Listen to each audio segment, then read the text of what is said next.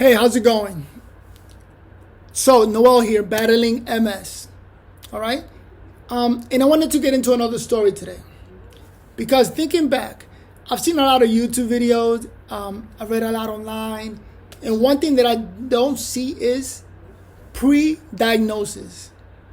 What does that even mean? Okay?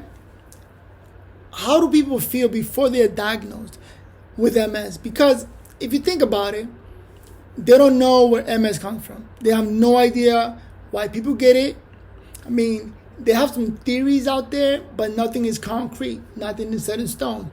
And let me just say, I'm not a doctor. Okay? So all I can really talk about is my experience. Like, when did I really know that I had MS? I got diagnosed 2016. Wait, before I tell my story, I got Matthew here visiting me. Say hi.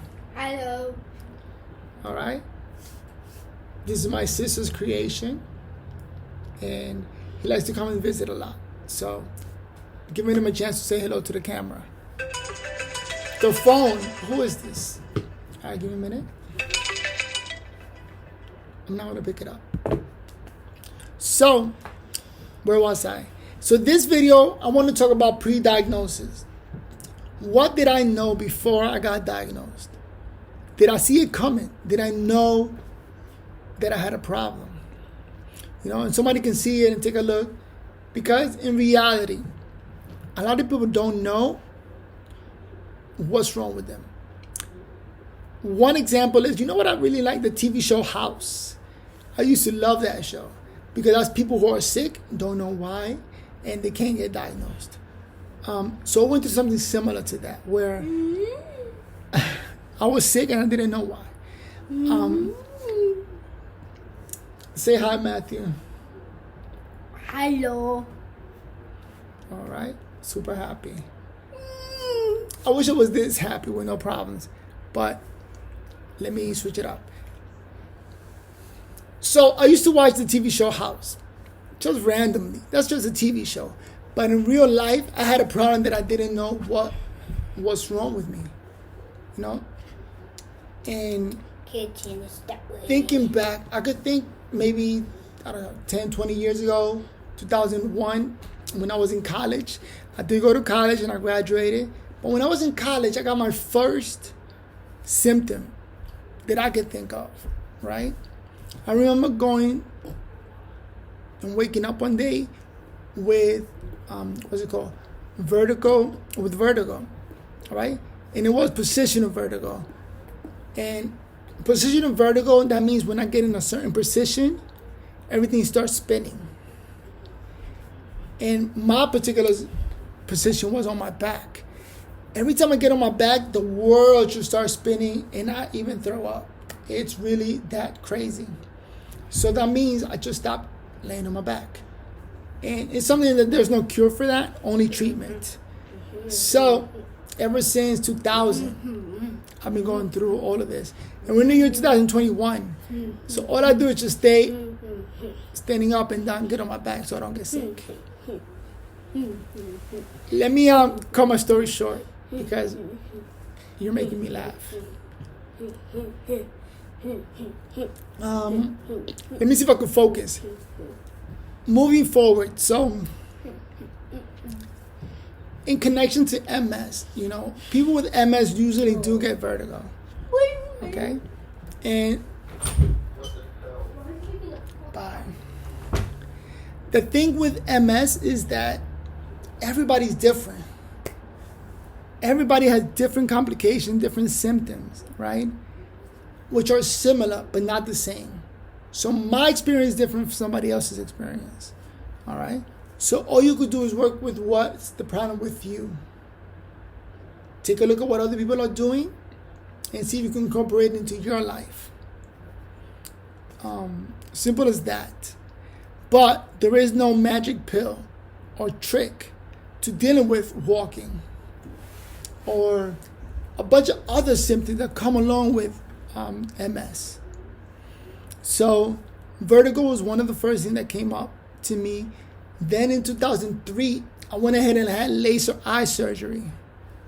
and I have perfect 20/20 vision. Well, now with MS. After a few years, it went away. And that's another symptom of MS. Just your vision starts to get blurry and you lose sight, which I didn't know it was MS. I just thought people who get LASIK surgery eventually go back to being blind. Not completely blind, sorry to say it like that, but just don't have 20/20 after a couple of years. And I just thought that was my luck. But come to find out, it is MS. How do I figure out what's wrong with me? So I would go to the doctors a lot. They made a lot of money out of my insurance because I would go to the doctor like 4, 5, 6 times a year. I would go to the doctor just to check on my blood, check to see if I have. The only disease that I knew was HIV. So like, maybe I have HIV. Even though I wasn't sleeping with anybody, I have no idea how, but I'm sick and I don't know why. So just keep going to the doctor with no luck, okay? Until finally in 2016, I went to work. I was feeling a little sick. But in 2016, that's when I finally collapsed and I couldn't walk. All right? Went to the emergency rooms, finally met up with a neurologist, and he says, I think you might have MS. We're going to start testing. And they started testing me for MS. And the kids are yelling, screaming. A diagnosis of MS is difficult. It takes time. So I started the diagnosis in January. By June, they finally said, okay, we're done with the testing and you're sick. I'm like, finally, I know what's wrong with me. If you think about it, I went, since 2000 all the way to 2016, so 16 years, not knowing what was wrong with me. I just knew something was wrong, but I didn't know what. And that could be troubling. And also because I couldn't talk to anybody about it. Because there's some people out there that say I'm sick, something wrong with me, but they do it for attention. Those are just like people who want attention and want you to say, oh, so poor boy. I didn't want to be that guy. So I just kept my mouth shut, like I'm fine. Even though I wasn't. So that became part of me, part of the norm. Even after I got diagnosed, I just wouldn't say nothing or tell anybody. I just act like everything is cool. Like I'm fine. I'm strong. I'm not giving up. I'm not complaining, which is the number one thing you don't want to do. You don't want people to feel sorry for you. You don't want to complain. You don't want to draw attention that way by complaining all the time. So that became part of the norm for me. Just shut up, suck it up, keep it moving. Even after I got diagnosed, and they told me, listen, this is your problem. This was going to happen to you. Because then I started going to MS meetings. And if you ever go to an MS meeting, you see all types of people with issues. Like people on wheelchairs. And at that time, I was walking fine. I'm like, what happened to these people? I'm walking fine. I knew Montel Williams had it or has it. And he's walking fine. And it all depends on the individual. Everybody's a little different. All right? And 2016, we're 2021? Now I see it better because now I can't walk. I take that back. I can still walk, just not the same as I used to. I take baby steps now to get from point A to point B. And now is a real full-on fight. And trying to live the best life ever, continue to walk, stay on my feet. But that's my little story of MS, okay? And that's where it all came from, that's where I'm at now. Now we're just battling.